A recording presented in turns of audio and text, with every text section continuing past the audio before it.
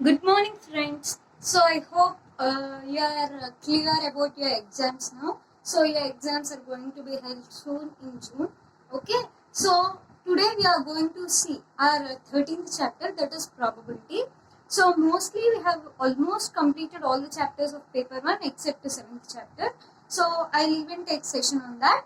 Now let us go for the already we have completed trigonometry in our second paper. Now let us solve some sums on probability today. Okay. So probability.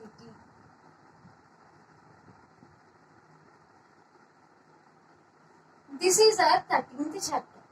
So probability, actually there are many concepts in probability. But when you come for your syllabus, it's very small. Okay. And then it's very easy for you to solve once you know some of the formulas related to this probability. So now first let us start discussing about the formulas regarding the probability. Then I'll explain you some of the sums so that it would be easier for you to solve any sum based on this probability. Okay, so let's start now. Probability is denoted with the letter P of E. Then what is this probability actually? If you come, normally if you are given a work, okay, if you are assigned a work, okay, now I have assigned you some work and I'm guessing whether you will do it or not, okay. So if I'm completely confident about you, I'll say surely he'll do it, okay.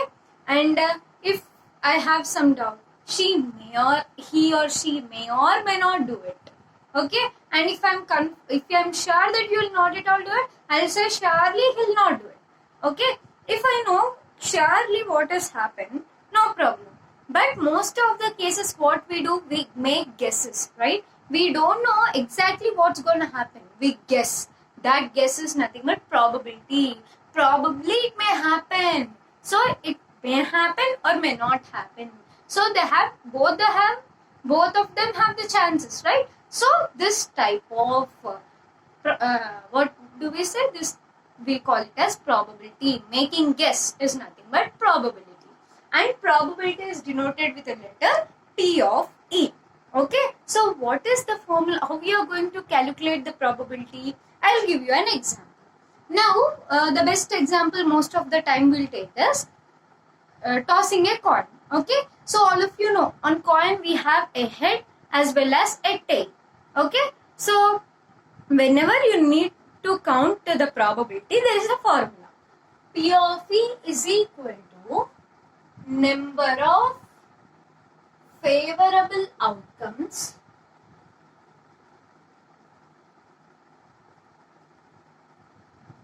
by total number of outcomes. So what is the definition of probability? Number of favorable outcomes by total number of outcomes. Now I have given you an example of tossing a coin, right? On the coin you have head as well as tail. So total how many chances do you have? 2. Whether you may get a head, whether you may get tail. So the total number of chances are 2. So down the total number of outcomes are 2. Now I am asking you, if you toss a coin, what is the probability of getting a head? When I am tossing a coin, I may get head or I may get a tail. Okay? How many chances I have? Only one chance for getting head. If I am tossing a coin, I got head. One chance. I am tossing a coin. Instead of head, I got tail. So how many chances I have? Only one chance of getting it. So total number of outcomes are 2. Whether we may get head or a tail.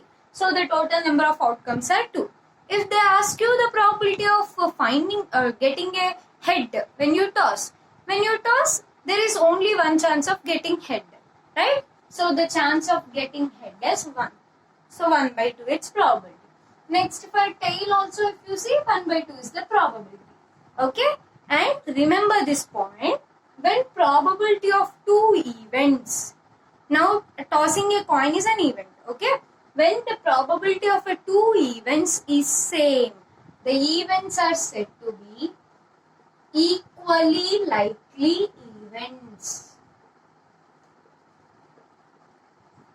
Okay, when the probability of two events is same, the events are said to be equally likely events. Okay, so the probability P of E is equal to number of favorable outcomes by total number of outcomes. If the probability of two events is same, they are said to be equally likely events. Okay, next we'll go for the next thing, that is P of E is probability of an event, right? P of E is probability of event. Then we have another term called P of E bar. P of E bar is probability of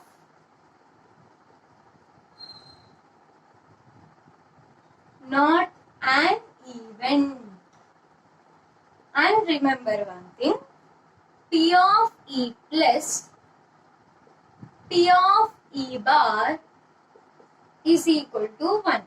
There is a chance that you may get a 1 mark question from this. Okay, P of E is probability of an event, P of E bar is probability of not an event.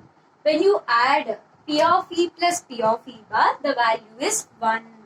Okay, now after this, I have calculated different probabilities. Okay, now I have a confusion. I am learning it for the first time and I have a confusion whether the probability which I got is correct or not. Then how to check, how to know whether my probability is right or wrong? So for that, you need to remember one thing in your mind. That is, shall I write this? So that is, always the probability of an event lies between 0 and 1. That is, 0 less than P of E less than or equal to 1. Okay, so always probability of an event is greater than 0 and less than or equal to 1. That means if your probability never be negative, and if your probability is greater than 1, that means you have committed some mistake. Okay, so always the probability is greater than 0 and less than or equal to 1. This condition you need to keep in your mind. And one more thing, now I have given you a case, right? That is probability of calculating the probability of getting a head when a coin is tossed and probability of getting a tail when a coin is tossed, right? Remember one thing, for an event, the sum of all the probabilities will be equal to 1. Okay? Sum of probabilities of an event equal to 1. Okay, all sum of the probabilities of an event is always equal to 1. Now you want to check whether this statement is true or false. So we have already written the probability of getting an head when a coin is tossed is 1 by 2. Right? And getting a tail when a coin is tossed, its probability is also 1 by 2. Now I am saying sum of the probabilities of an event is 1, right? Now let us add probability of getting a head and probability of getting a tail. If you add 1 by 2 plus 1 by 2, you get 1, right? So is this statement proved now? So sum of the probabilities of an event will be equal to 1. Okay? So these are the sum of the basics. Now let us see some more. Like, now I have a question for you.